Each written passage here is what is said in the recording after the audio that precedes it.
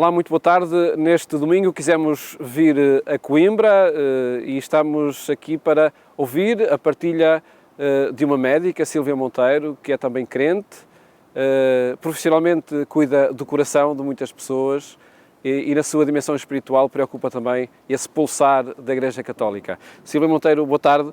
Obrigado por estar connosco no programa 60 vezes 7, aqui instalados assim da forma possível, mas para nos permitir de facto conversar nesta bonita paisagem da cidade de Coimbra.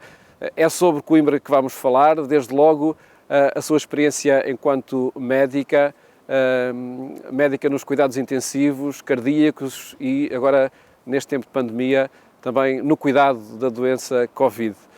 Partilhe connosco, pedíamos-lhe isso, como foi este último ano no tratamento de tantos doentes. Muito boa tarde a todos. Paulo, obrigada pelo convite. Dizer-lhe que este último ano foi uma experiência incrível enquanto médica e quer na minha experiência, e penso até que posso falar de milhares de profissionais de saúde do nosso país, esta pandemia foi de facto o reconhecer da nossa missão enquanto profissionais de saúde. Eu penso que logo nos primeiros dias de pandemia, quando vinham aquelas notícias da China, que assumimos que provavelmente esta era a principal missão, a missão das nossas vidas e por isso entregámos-nos logo de corpo e alma no combate, no fundo, numa entrega ao bem comum. Curiosamente, muitas vezes diz-se que foi um tempo em que se experimentou a fragilidade e com certeza também que se experimentou a fragilidade da parte do corpo clínico, experimentou-se a capacidade que existia para cuidar. Sim. Isso é muito verdade. Todos nós somos humanos, temos famílias, sentimos o medo, a incerteza do que era aquele vírus que nós desconhecíamos totalmente. Mas, na verdade, esse medo nunca nos paralisou, nunca nos impediu de dar o nosso melhor. Como é que eu acho, e fazendo uma reflexão do que tem sido estes meses, como é que conseguimos ultrapassar isso? Eu acho que foi mesmo por este sentido de missão, por um lado, e por esta força que é o amor e que é o bem comum. Foi isso que nos fez ultrapassar o medo, a incerteza, o cansaço e, de facto, lançarmos mão à obra durante este tempo. Independentemente da condição crente ou não crente. Sim, esse é um aspecto essencial. Profissionais de saúde, crentes e não crentes, todos se dedicaram num ato de grande solidariedade.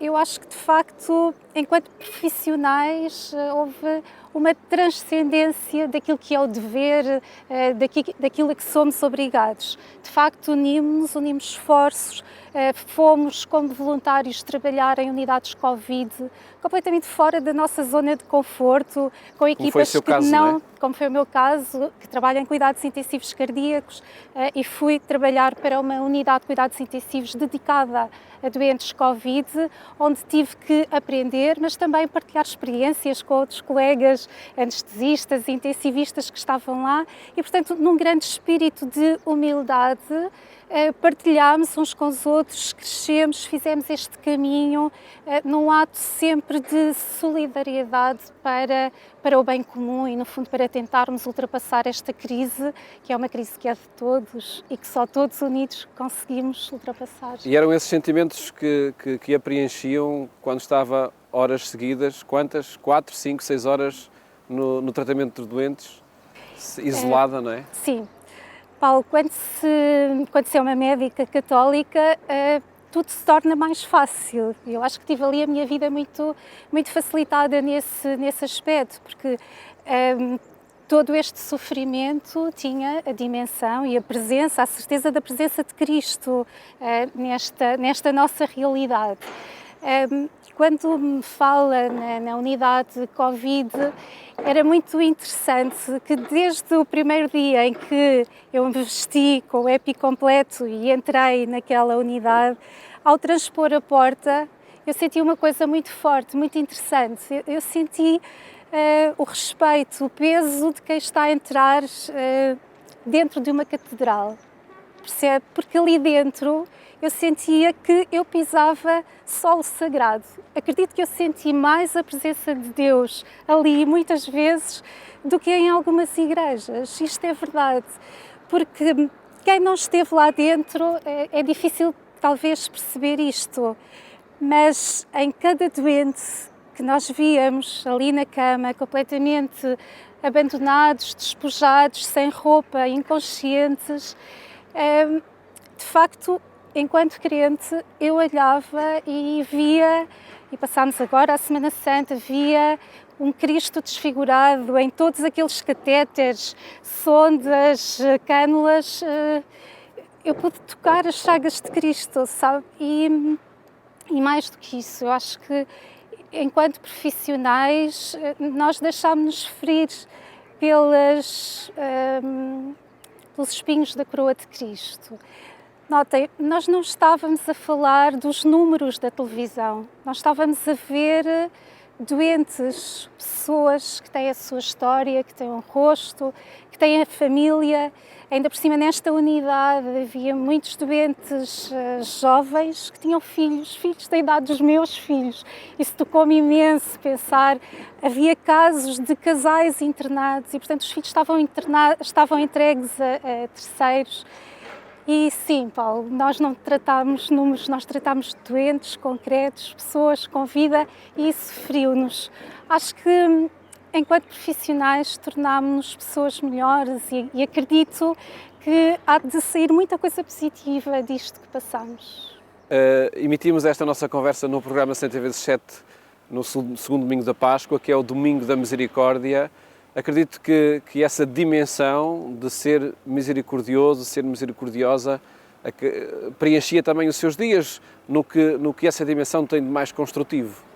Sim, sem dúvida. A dimensão do cuidar do próximo é uma dimensão brutal. Desde o cuidado mais simples de tocar, de dar ânimo, de gestos simples de higiene, até ao cuidado mais diferenciado, à responsabilidade que nós tínhamos, que é uma responsabilidade quando pensamos em termos humanos brutal, pensar que tínhamos a vida daquelas pessoas, daqueles nossos irmãos, tínhamos a vida deles de facto nas nossas mãos, é um sentimento brutal que nos responsabiliza muito, mas também com esta certeza de que não estamos sós.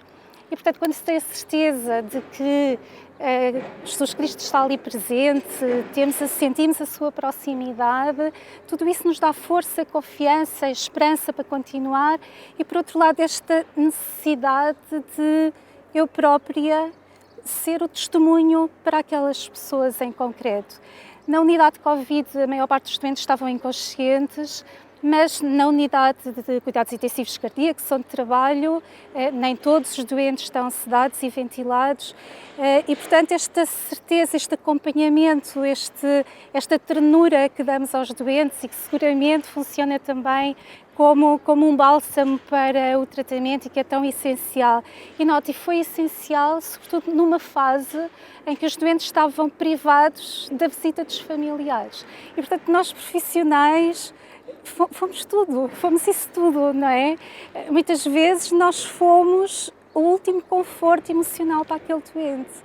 Fomos nós que segurámos a mão até ao último instante, porque não estava lá nenhum familiar para o fazer. E presto aqui a minha homenagem, eu sou médica, mas presto a minha homenagem aos enfermeiros. São de facto os cuidadores por excelência, nas coisas simples e de facto podemos ver nesta fase Covid o cuidado, a dignidade, os cuidados de higiene, aqueles doentes nas unidades sempre impecáveis, imaculados, eram sagrados. E isso foi talvez a palavra que me fique retida no fim desta pandemia, é a dignidade que demos à vida humana. De facto, nós não salvamos todos os doentes, é verdade, mas acompanhámos até ao fim com o máximo de dignidade, isso que não fiquem dúvidas. E que coloca de facto os cuidados médicos num cuidado integral pela pessoa, não é? Incluindo todas as dimensões, incluindo também essa ligação com a casa comum que todos habitamos e com o Criador que a vai vivificando. Sem dúvida, o doente é uma pessoa, é um todo. Ontem houve uma doente que me disse uma coisa muito, muito interessante e é frequente. É uma doente que estava internada por infarto e que estava desconfortável. E eu perguntei-lhe, mas tem dores? Estava a tentar perceber se ela estava a descompensar do ponto de vista cardíaco. Mas tem dores? O que é que a preocupa? Ela disse-me, doutora, o coração não me dói, mas estou com uma dor de alma terrível. E de facto é uma situação que hoje vemos cada vez mais frequente. Doentes que nos chegam com dor de alma, doentes que vêm com segundo infarto porque deixaram de tomar a medicação simplesmente porque não tinham dinheiro para comprar essa medicação ou porque tiveram um pico de stress, porque perderam o emprego. Portanto, hoje, enquanto profissionais de saúde, temos que estar atentos a toda esta dimensão integral da nossa sociedade, que vai muito para além das artérias entupidas e dos corações cansados. E de facto esta nossa conversa tem esse objetivo e agradecemos desde logo por isso de partilhar no programa 100x7 essa experiência enquanto médica, mas há outro pulsar também que acredito a preocupa e aliás já o partilhou na Agência Eclésia, numa iniciativa que tivemos recentemente ao longo das semanas da Quaresma e por isso falamos aqui com Coimbra diante de nós, porque acredito que esta cidade e os seus habitantes está com todos eles enquanto médica, enquanto cristã também, e acompanha esse pulsar da Igreja Católica e a necessidade que existe de uma adaptação aos tempos de hoje, das respostas aos tempos de hoje. Essa preocupação brota da condição crente e brota da atenção àquilo que existe, nomeadamente em termos da pastoral da Igreja, e que pode, por vezes, estar um pouco desajustado ao que são as preocupações dos dias de hoje? Bom, muitas vezes questionam-me exatamente isso, quer dizer, com a vida ocupada que tenho, porque é que me preocupo com estas coisas? A minha cabeça está bem arrumada quanto a isso. Eu sou mulher, sou mãe, sou casada e, portanto, há 3 dimensões da minha vida que eu acho fundamentais: família, profissão e espiritualidade. E têm que estar as 3 equilibradas e acredito que a espiritualidade, que depois leva ao serviço à Igreja e ao próximo, é determinante para que as outras 2 estejam equilibradas. Eu diria que o meu equilíbrio emocional e o meu bem-estar vem muito da espiritualidade que encontro na Igreja. Daí esta preocupação que tenho de levar mais longe a mensagem de Jesus Cristo. E porquê? Porque quando se tem esta proximidade com Jesus Cristo, quando se percebe que confiar e entregar-lhe a vida, de facto, nos tira muito peso de cima, isto leva-me a crer que outras pessoas experienciem exatamente isto, que é viver uma vida de proximidade com Jesus Cristo. E, portanto, estou muito atenta a estes problemas da Igreja. Acho que, claro que a pandemia é um desafio para a Igreja, como para todas as instituições, mas parece-me que pode ser um bom desafio. É uma oportunidade? É uma oportunidade. É uma oportunidade que eu espero que seja agarrada pela Igreja. Mas ainda vamos a tempo? Espero que sim, sabe, eu acho e vejo isso junto às pessoas com quem vou estando, estamos numa fase de grande questionamento. Toda a gente, mesmo as pessoas que não são crentes, estão numa fase de incerteza, de medo e, portanto, há uma nova abertura a questionar o sentido da vida, o transcendente, a espiritualidade, que pode não passar, obviamente, pelo religioso, mas parece-me que estamos numa fase de questionamento e de alguma abertura. E, portanto, a Igreja tem esta mensagem fantástica, que é anunciar Jesus Cristo, um Deus que se fez homem, que morreu por nós para nos salvar. E, portanto, acho que tem que aproveitar esta grande oportunidade que lhe é dada para se fazer efetivamente ouvir e para trazer esta esperança, iluminar a humanidade nesta fase tão negra que estamos a viver. E aí acha que, como analisa a forma como tudo se foi reconfigurando, desde as celebrações, a ausência de relações humanas nas próprias celebrações, porque aconteciam sobretudo à distância, teremos aqui um hiato no tempo? Paulo, vou-lhe dizer o que é que me preocupa essencialmente. As igrejas já não estavam muito cheias, ok? E, portanto, a pandemia veio, no fundo, desvelar os inúmeros problemas que a igreja e a sociedade tinham. O que me preocupa é se a igreja não tem a capacidade de aproveitar esta oportunidade para se renovar. Isso sim é que me preocupa. E espero mesmo, e aqui acho que precisamos mais do que nunca de liderança na igreja. Não queremos chefes da igreja, não é? Muitas vezes até nos referimos, o chefe da igreja A, chefe da igreja B. Não precisamos de chefes. Precisamos de líderes inspiradores que de facto promovam uma igreja verdadeiramente sinodal. Precisamos de lideranças humildes, lideranças sinodais que levem, que cativem leigos de valor, no fundo é unir-se à Igreja, a trazer valor para dentro da Igreja e todos em conjunto, de facto, perspectivarmos uma Igreja que seja inserida na sociedade que estamos a viver atualmente, com todas as potencialidades que isso tem. Acho que é um caminho, e quando falamos muito de sinodalidade, o Papa Francisco fala-nos isto, nós temos a graça de ter, de facto, um grande líder que nos diz quase tudo. O problema é fazer a translocação daquilo que o Papa diz para as nossas realidades locais. E aí, de facto, nota-se que o caminho está a ser lento, talvez mais lento do que aquilo que eu gostava, mas eu também confesso, eu sou muito acelerada e, portanto, também admito isso. Mas, de facto, era importante que quer os líderes assumam esta liderança sinodal, em que falamos de uma liderança do serviço, de colocar o bem comum à frente dos interesses até da sua pequena instituição.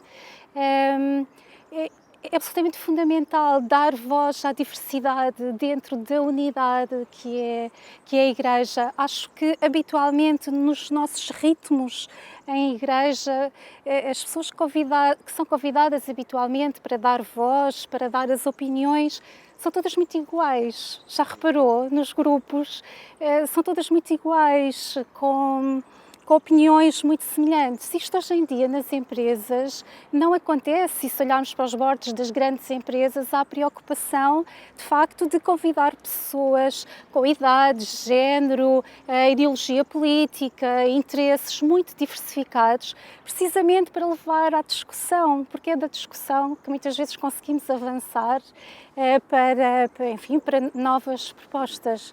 Uma das coisas que é preciso trabalhar em igreja é a empatia. No fundo, ser capaz de se colocar no lugar do outro, sentir as dores do outro.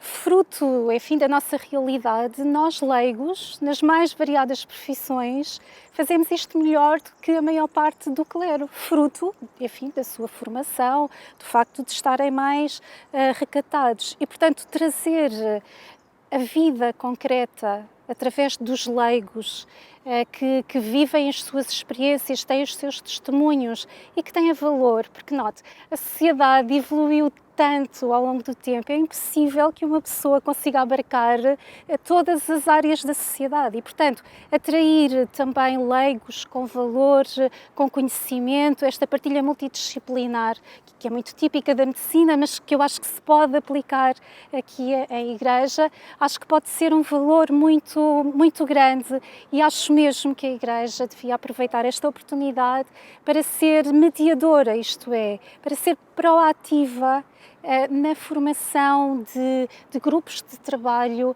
para pensar. Eu acho que estamos todos muito focados nesta situação de emergência, que é importante, obviamente, temos que dar de comer a quem tem fome, tratar os doentes, claro que sim, mas note, é a altura também de parar e refletir, tentar encontrar as raízes dos problemas e intervir de uma forma mais profunda. Ora, isso só se faz com pensamento. Mas gostava ainda de pedir o seu comentário sobre o poder transformador que tem a comunicação e o cuidado que é necessário ter também na comunicação. É um desafio também esse, acredito, para as lideranças católicas. Sim, é verdade que eu acredito que a comunicação, uma boa estratégia de comunicação, tem um poder absolutamente transformador em qualquer organização e é crítico para a Igreja. Notem, a grande missão da Igreja é a evangelização, que não é mais do que comunicação. Há 2000 anos que anda a comunicar, exatamente, não é? Nem sempre da melhor forma. Sim. E note, temos que ser muito pragmáticos. A nossa mensagem é fortíssima, penso que ninguém tem dúvidas disso. Portanto, se estamos a perder terreno, seguramente que somos nós que estamos a falhar. E, portanto, é fundamental investir em comunicação. Vimos a pandemia, levou a um grande investimento de comunicação na Igreja, muito focada, é certo, na transmissão de eventos. Acho que agora é preciso dar um outro passo, que é definir estratégia de comunicação. Como qualquer empresa, saber exatamente em que momento queremos comunicar, o quê, com planos de comunicação que estão desde o início de toda a concepção de planos pastorais, de tudo o que se passa em igreja, sabermos muito bem a quem queremos comunicar, o quê, em que timing. Eu penso que esse é o salto que a Igreja precisa de dar. Depois há outra questão importante, precisamos de uma linguagem, a mensagem é a mesma, mas numa linguagem que seja atual, adequada à nossa sociedade. Também com uma imagem renovada, que acho que é essencial. Porquê? Porque quando tentamos ter, de facto, um primeiro impacto forte, a imagem é importante. Isto é, para os não crentes, e eu acho que muita gente hoje em dia, mais do que ir dentro de uma igreja, expor-se, quem não é crente, provavelmente é em casa, no conforto do lar, que anda a pesquisar novos caminhos e, portanto, aí ter uma imagem impactante pode ser uma porta aberta para depois se fazer uma caminhada de profundidade. Portanto, não temos aqui que ter medo de falar em estratégias de marketing, de imagem renovada. Tudo isso é muito, muito importante e acho que temos que estar atentos a todos os horizontes, não só crentes, é muito importante. Nós estamos sempre a falar para os não crentes e para os buscadores de Deus que andam à procura. Acho que nós, Igreja, a começar por mim, precisamos todos de uma nova conversão e se calhar a conversão tem que começar primeiro dentro de nós para sermos depois, termos a capacidade de sair de nós próprios e como o Papa Francisco nos pede, sermos uma igreja verdadeiramente em saída, que sai de si própria e vai ao encontro do outro. Portanto, por um lado, esta renovação pessoal e da própria Igreja e depois a imagem renovada, a linguagem adequada para chegarmos a outras populações. Ia-lhe perguntar como é que sonha a Igreja do Amanhã, mas acabou de dizer, é nesse sonho que é esse sonho que alimenta para a Igreja do Amanhã. A Igreja que eu sonho é uma Igreja que dê lugar a todos, em que todos tenham voz, em que todos possam, que se abra a todas as realidades, às periferias. Choca-me um pouco porque estamos sempre muito a falar para os mesmos, os grupos são os mesmos, os jovens são os mesmos. E se calhar, se pensarmos bem, estamos sempre na linha dos mais privilegiados. É hora de sairmos para as periferias, pensarmos os planos a partir das periferias e definitivamente eu acho que esta pandemia de facto apela muito a esta necessidade de cuidar de cada pessoa, da sua dignidade, da sua integridade, mas cuidar também do bem comum, em harmonia com a criação, e acho que a Igreja tem que ser o exemplo disso mesmo. Esperemos que sim, e agradeço-lhe muito a partilha que fez também nesse sentido, porque é com essas partilhas que tudo se vai construindo, como aliás acabou de dizer. Silvia Monteiro, muito obrigado por ter estado aqui no programa 100 vezes 7, apesar de estarmos instalados assim meios incómodos, não é? Mas acho que aquilo que possibilitamos também a quem nos está a acompanhar de ver, de ir acompanhando e partilhando esta bela paisagem aqui na cidade de Coimbra, onde trabalha como médica e onde também se preocupa pelo bem-estar de todos, o bem comum, e também da Igreja Católica aqui na Diocese de Coimbra. Muito obrigado por ter estado connosco. Obrigada, foi um prazer. Uma partilha que quisemos levar até si neste domingo no programa 70 vezes 7, a partir da experiência enquanto médica e também enquanto crente, de Silvia Monteiro, preocupada de facto pelo bem comum e pela transformação que cabe de facto a todos neste momento da história. Desejo-lhe um bom domingo e até amanhã, se os quiser.